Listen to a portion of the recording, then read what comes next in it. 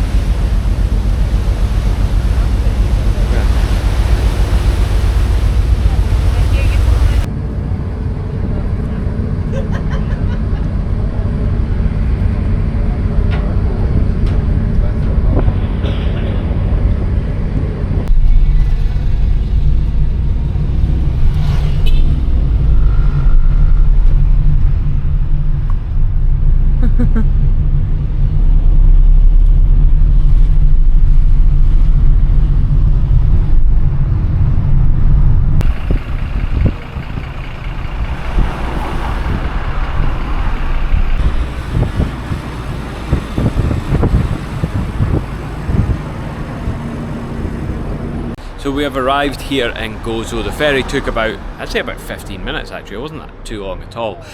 First impressions, everything looks a lot nicer here. Like, everything's a lot more like kind of like old looking, historic looking, and well kept. But we've literally just arrived at, I don't even know what this is called. I'm gonna have to actually look at what it's called.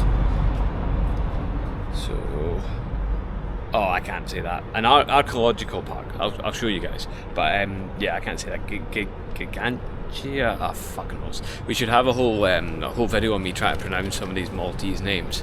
Not the easiest. Have a go at pronouncing that. These represents one of the most important archaeological sites on the Maltese islands that are included in the UNESCO World Heritage List. The site consists of 2 temples dating back to between 3600 and 3200 BC. So we found out proper pronunciation, Gigantia. That's how it's pronounced, hopefully. But it is it's absolutely rammed in there. There's like 2 or 3 tours just came in at the same time as us. There's like a little museum area, but I think we'll get a look on the way out instead. We're actually going over to the actual site now itself, and yeah, hopefully it's a bit quieter when we go back in there.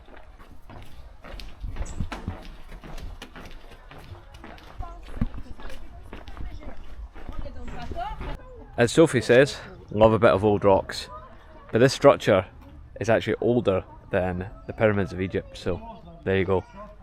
According to Google, it was believed to be used for some sort of rituals. I might find out if I can actually move when I go back up to the museum bit.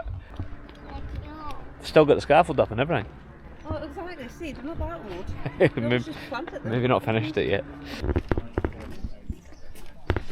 This was the main entrance to the North Temple.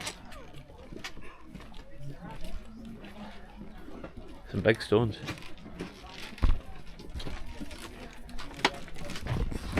Over from Sicily and southern Italy, but they didn't build these temples over there. Malta was selected and Gozo as the holy island in the central Mediterranean.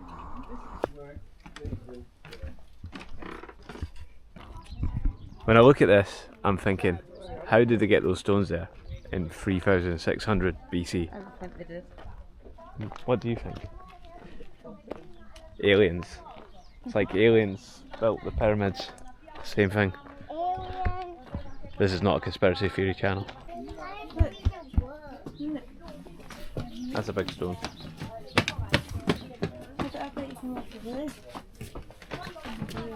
Wow. You scared to walk on it?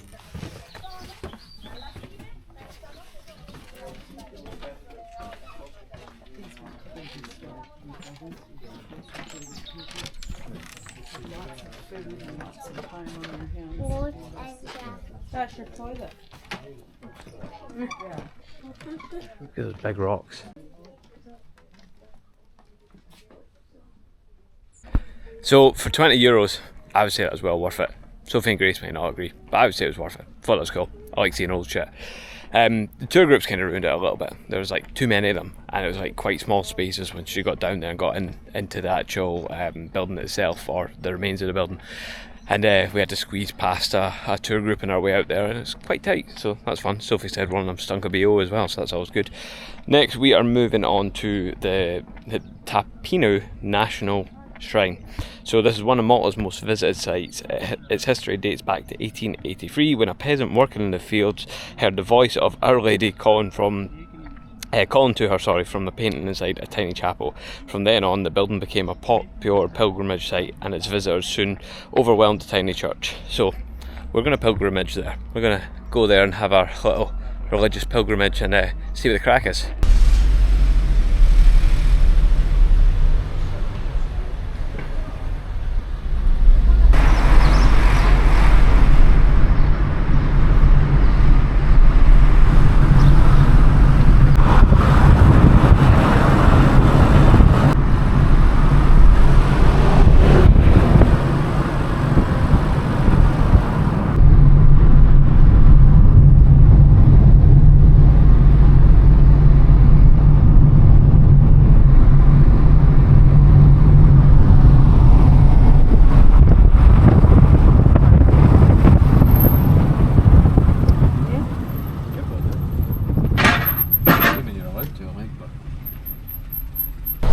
Beautiful, isn't it?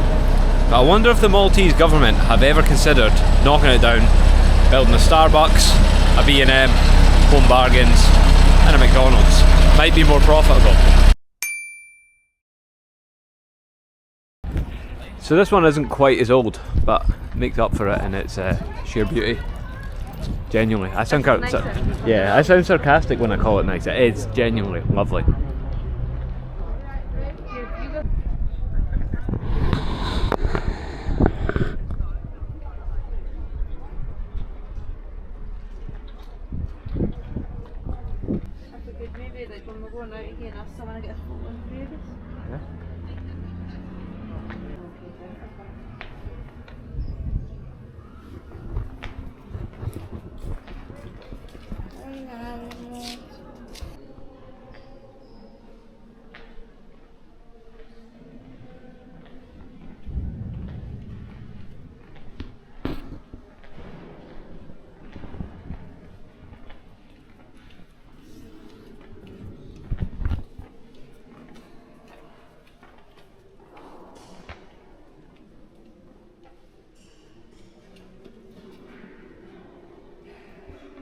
Just the free donation boxes in there. Subtle donation boxes.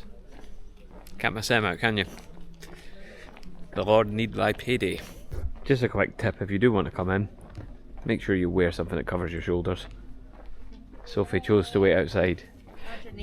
You'd think of all the people though, that you would know, considering you went to church for years.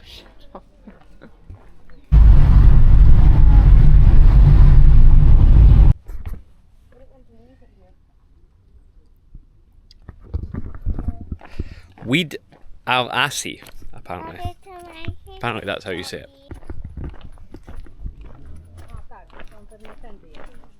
Some people have chose to drive right down here, but wouldn't really recommend it. Wouldn't recommend messing up your hire car. It's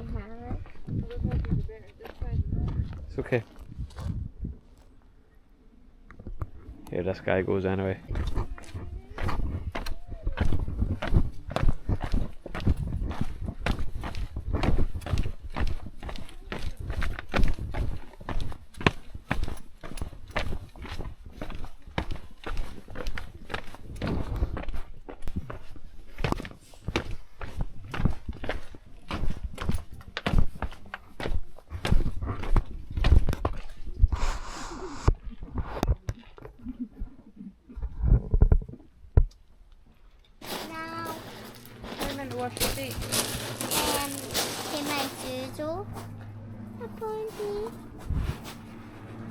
It looks as if you could just keep walking up this gorge.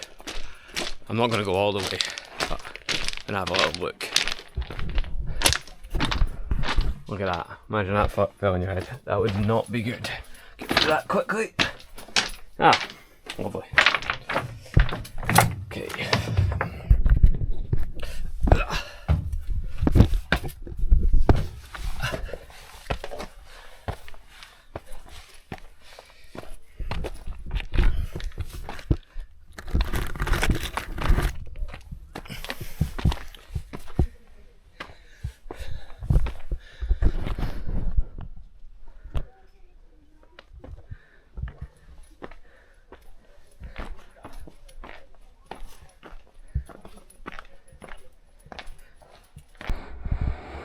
By the looks of it, you could just keep going.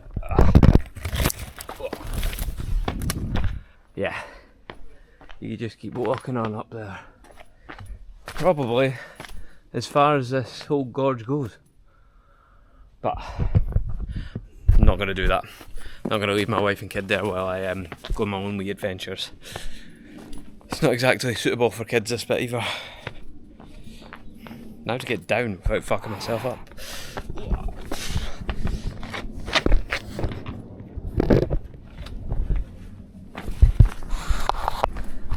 This isn't worth a few views on YouTube if I end up falling and breaking my leg. That would not be ideal. Oh look, there's some remains of an animal.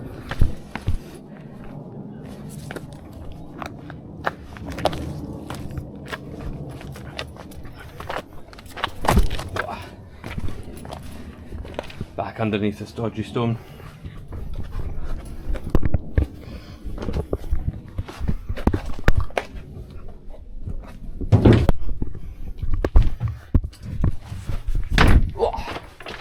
There we have it. Today is not the day.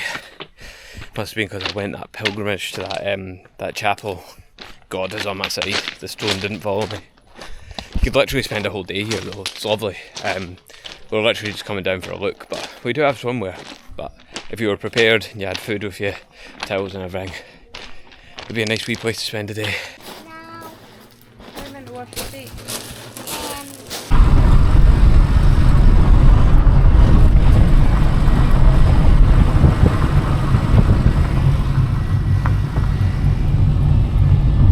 So that's it for the trip to Gozo, guys. That's us back at the hotel in St Paul's Bay. I would definitely recommend Gozo to anyone who likes like the more historic look and things like that. It was definitely a little like more, I don't know, like it just like, didn't have anything like that was that modern. The most modern thing I've seen there was actually a Lidl, believe it or not. But like yeah, definitely a lot of like nice sightseeing, old buildings and things like that that are well kept. And there's like fucking chapels everywhere, like things like that. And again, as I say, I think I said in one of the previous videos, I'm not a religious person, but I can appreciate those buildings. They are lovely. In terms of the boat, it ended up costing €21 for the three of us, and he did have like a little look in, so it was like per person. So if you had like 5 people in your car, probably would have cost 5 times 7, 35. There we go, quick maths. So I don't think that's too bad, to be honest. I mean, it's a short crossing, but 21 quid for a return ferry, bringing your car on it, not too bad at all. The only thing we didn't really do, so after we left that last place where I can't even remember the name of it, we were going to go to Victoria, which is like the main town in Gozo. But well, we went there, we drove there, but it was impossible to get a parking space. We drove around like 3 times, still couldn't get a parking space. Bear in mind this is November, so I don't know what it would be like in the summer. Like I can imagine it's like pretty overcrowded in the summer. So yeah, but basically, yeah, it was a good wee day out, and I would highly recommend it. The only thing I will say is if you're hiring a car in Malta or Gozo, you better like hill starts, because there's a lot of them. There's a lot of times you're going up steep hills and there's a bit of traffic and there's people like kind of stopping in front of you and you're just kind of chugging up them, which frustrates the life out of me. I come from a small town where there's not a lot of traffic, so like I just fucking hate traffic. And I can imagine in the summer this place is absolute mayhem. I mean, this is it now in November. It's not busy at the minute by any means, but like it's certainly still plenty of people about, certainly still a lot of traffic at certain times in certain areas. So yeah, so that's it for today, guys. Hope you enjoyed that one.